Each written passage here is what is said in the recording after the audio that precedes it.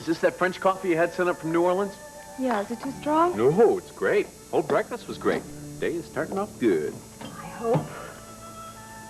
I can't believe Travis was able to get to the office today. You know, he shook that virus he had pretty quickly. I know, with everything else on him, too.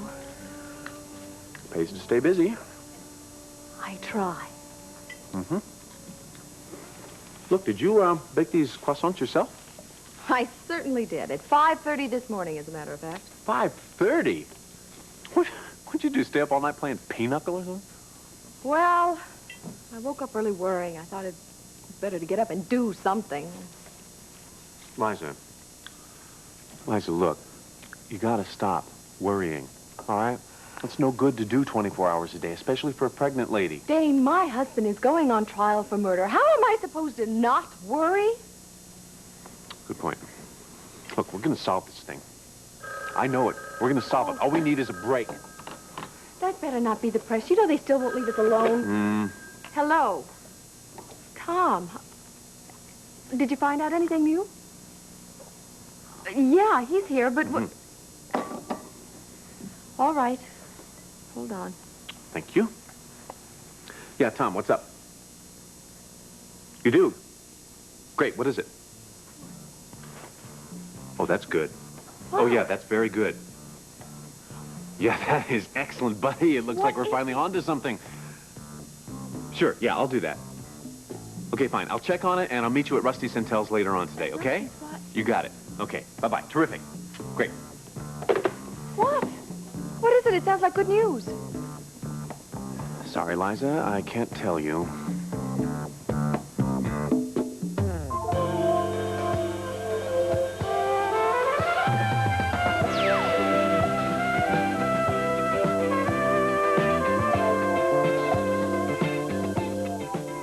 This is Search for Tomorrow.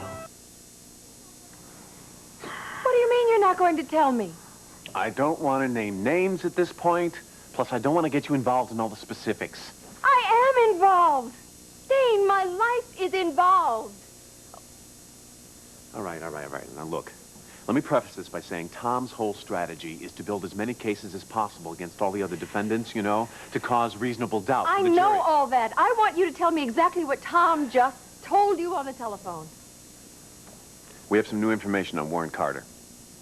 Warren Carter? Yes. We found out that Warren lied to the police about being home the night of the murder. How did you find that out? Never mind how we found that out.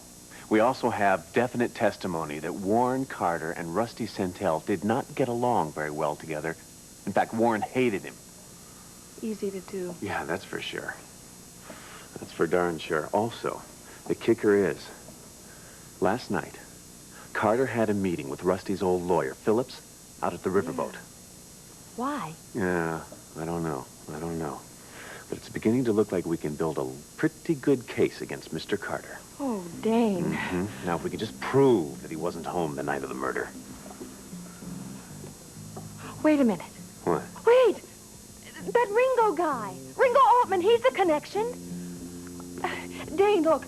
Ringo Altman was associated with Warren Carter when they first came to town. And then all of a sudden he started working for Rusty as some kind of driver, bodyguard, something. If you're looking to pin it on Ringo, don't. He has an alibi that checked out, Liza. He was at a hockey game the night of the murder. Anyway, it looks like Mr. Warren Carter's circle of business associates leaves an awful lot to be desired. We're able to come at him from a lot of different angles right now. Warren did do it. Why? Was it because he hated Rusty, or did he have something to gain? I don't know. Look, I gotta see Tom. I'll tell you one thing. If Warren did do it, he'd better not plan on doing any celebrating anytime soon.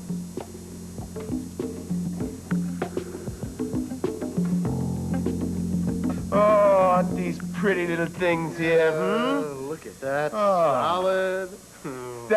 Solid gold. Music to my ears. I mean, just look at them, huh? Canadian maple leaf, 1 troy ounce. You know, I was never very much on gathering falling leaves, but these babies are beautiful. Yeah.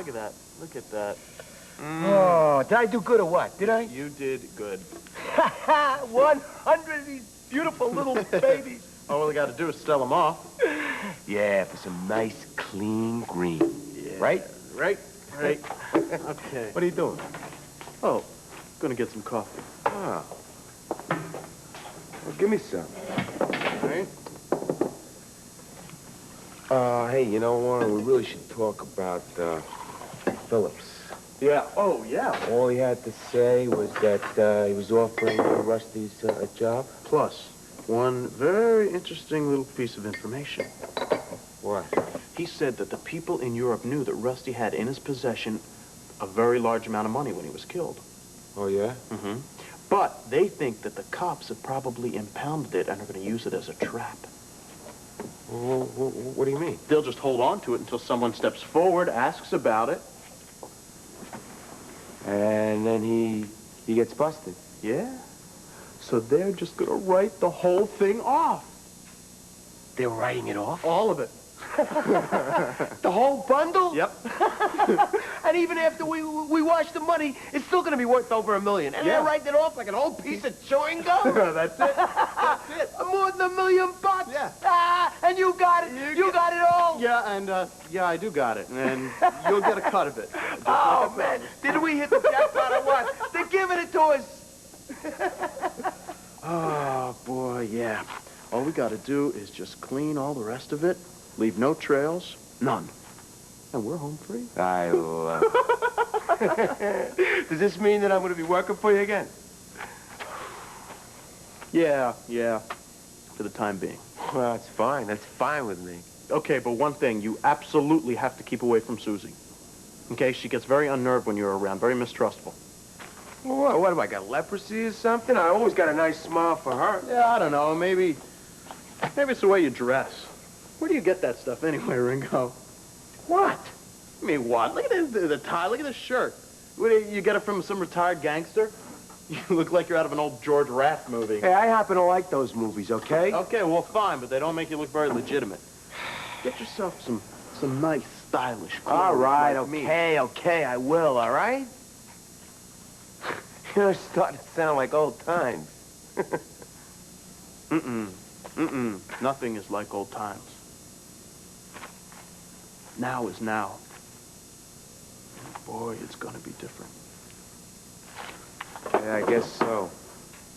You know something, Warren? You really blow my mind sometimes. Is that right? Yeah, I mean, you go around preaching all this non-violent stuff, and then you turn around and you ice the big guy, Mr. Centel. Wait a minute. And you walk away with a cool $1 million without a trace. Ringo, I didn't kill Centel. Yeah, sure. Okay. I said I didn't kill him. Whatever you say is fine with me. But I must say, it was a real nice job. Very nice.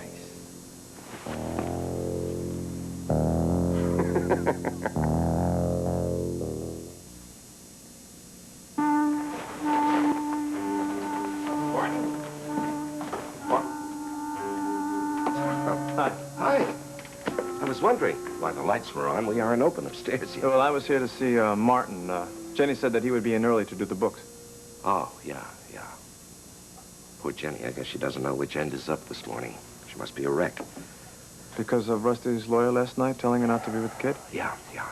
Tom, how could he do a thing like that? I mean, if Phillips really did find Jenny's daughter, what kind of a human being could he be not to tell her? I don't know, Dad. Every time I asked him a question, he just clammed up. Tom, listen, maybe you could find Jenny's daughter. Look, if Phillips could dig up all that information, why couldn't you do the same thing he did and track her down? I'm not sure that Phillips was the man who did the investigation, Dad. I mean, probably through Rusty's old connections, he went to the right people. Yeah, well, you could try. I can't do that now, Well, Dad. I've at got to least- take care of Travis's case. I've got to get him off the hook. I need your help. Mine? Yes, what time did Joe leave the riverboat the night of the murder? 5:30. Right, 5:30. Are you sure? Well, she told you that, Tom. She told me she got to Rusty's house at 6 p.m. because the news was on. That's an half an hour trip, Dad. Yet Dane did the exact same trip in 22 minutes. That's an 8-minute discrepancy. Tom, what are you talking about? Nobody drives at the same rate of speed. And besides, what does it matter? Everything that night matters, Dad. Joe never drives fast, you know that. And it was foggy. It was very foggy that night. Everybody was driving slow. Slow? Brian and Colt picked her up for speeding after she left Rusty's house. What about it? Dad, their log clearly states that she was picked up at 6:15. Now, if she was speeding, it would only take 5 minutes for her to get there. That's clearly a 10-minute discrepancy. Plus the other 8 minutes, that's plenty of time for her to go into the house. I don't believe what I'm hearing here, Tom. She had a motive. A scorned woman. Oh, come on. Don't, what are you talking about? A scorned woman? She had an argument with him, probably. It may have turned into some violence. He may have threatened her. She picked up a gun. Are you bang. out of your mind? She killed him. It's that simple. She panicked when she realized what she had done, and she fled the house. Brian and Colt picked her up for speeding. The only excuse that she could come up with was that she was trying to catch Liza. Tom, wait a minute now. This doesn't make any sense. Well, what was she like when she came back to the riverboat, Dad? Was she nervous or anxious? Will you cut it out? What was she like? Just cut it out. Tom, what's happened to you? We're talking about a friend here, a very dear friend. I can't afford to think like that, Dad. I'm trying to win a case. It's my job to throw suspicion onto other people. If Joe is innocent, then this is merely smoke. Now, look, the point is that I'm trying to save Travis. I've got to win this case, and I'm going to win it. Well, I want that as much as you do. Liza happens to be my granddaughter. I just can't believe that you're my son. And acting this way about someone as close to both of us as Joe. Tom, you don't really think that Joe could kill someone, do you? You don't think she could kill and let Travis go to jail, do you? Tom, you gotta judge the person here, not just the facts, not just how long it takes to drive from there to there. I never should have brought this up in front of you. I'm sorry. You just don't understand. Tom, the point is that even if you're trying to shift suspicion away from Travis... Let me prepare the defense for Travis. That's what I'm trained to do. Okay? Sure, okay. Sorry. I'm not trying to tell you how to do your job, son. I'm just worried about how you've changed. I love you, Tom. Now, who you are is important, too, you know. Yeah, I appreciate that, Dad. I really do. Listen, I have a meeting across town. Tell Martin I'll be back to speak to him.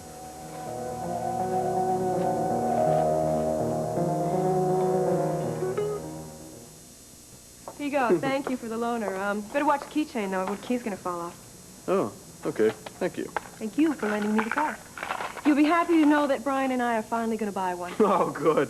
What kind are you going to get? Oh, I don't know. Probably an old, second-hand, nice old used Rolls Royce. What did you say? I'm just kidding. A nice old used second-hand something. I know. The kind's only been driven 6 miles by an old lady in Pasadena. Just about. Brian's gonna get it from the grandmother of some guy who works on the police force, that's it? Yeah. Oh, that's good.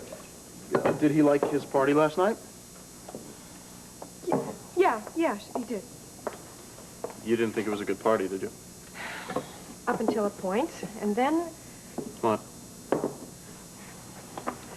Warren, last night Tom Bergman and Brian spent a lot of time together. Yeah? And they wanted to ask me some questions about you. Like what? Like, were you happy working with Rusty Santel? I had to tell them. I had to tell them the truth. It was Brian who was asking me. He's my husband. I had to tell him. It's okay. It's no problem, really. It's fine. Relax. Yeah? Yeah, they knew I didn't like him anyway. Susie told them. Plus, they heard it from a lot of other people. Good. I feel a lot better. I love you, Warren. Oh, honey, I know. What if Brian asked me about the money? Why would he ask you about the money? He doesn't know, right? Right? Yeah, I guess you're right. But if he does, you know, I can't lie to him. I'm not going to lie like I did when I hit it. He doesn't know anything about it, okay? Look, I'll just have to stop telling you all my secrets. I do appreciate, though, you tipping me off that Brian was asking questions. If he asks anything else or finds anything else out, let me know. Warren, haven't you heard what I said? What did I just say? You said you didn't want to lie to Brian anymore. That's right, and that includes tipping you off. Oh, come on, Look, Chris. it's the same thing as lying. I'm sorry, I can't ever warn you again. Ever? Ever. Well, that's a very long time. I mean it. Yes, I know. You always talk that way, Chris. You can love somebody forever, or I'm never, this is a good one, I'm never going to spend more money than I have to. Warren, I'm telling you, this time I mean it. Look, I'm starting a brand new life with Brian. Okay, fine. And if you want to keep leading your life the way that you have, that's fine. Just, I can't cover for you anymore. My first loyalty is to Brian, my husband. Oh. Now, I would have thought that a brother and sister who had come this far up the ladder after fighting their way out of the streets would maybe have a little more loyalty to one another than that. I'm loyal. I am. Look, everything in the past that you've told me, I'm going to forget. Okay? I just won't remember about the gun running. Well, thank you very much. What is this all of a sudden now? The money that paid for you, supported you all these Warren, years, I you don't can't want do to hear. anything? Look, I just don't want you to tell me anything anymore. Things have got to be different between you and me.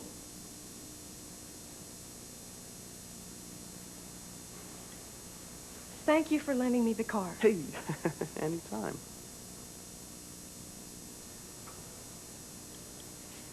I got to go to work, okay? I'll see you later.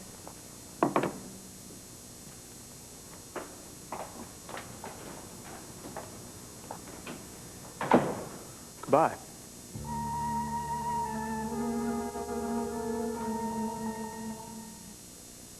Oh, well, I'm glad you're going to be able to come, Martin. Well, I can't think of anything I'd rather do tonight. Now, remember, just a quiet little dinner for the three of us.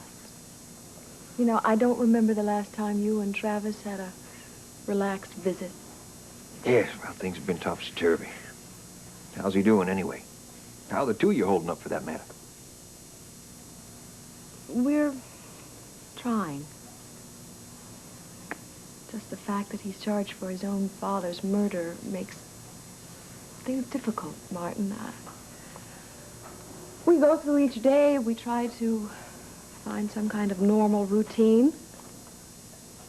But that trial is always hanging over our heads. Oh, it's not fair. Heaven knows if there was anything I could do to change it, I would. It's just so damn unjust. Now, look, no sense tearing yourself apart. Let's make a deal. Tonight at dinner, we won't talk about it, okay? I'll try. I think this awful mess is going to be cleared up. I really do. I hope so. But at least the two of you got back together. Well, we're together. There's an awful lot I just haven't been able to forget. Yeah, well, that's understandable. Now simply isn't the time to worry with those problems. We have to get this trial out of the way first. Tom! Liza, Martin. Oh? Hi. Hi, dear. I am awfully excited about the progress you're making with the case. What do you mean? Dane told me this morning the new information you have. Oh, well, just keep it under your hat. Yeah, sure. Also, I'd like you to keep it in perspective. I will. All right, I will. Well, look, I have to run. I'll talk to you later, though, okay? Goodbye. See you tonight. Bye.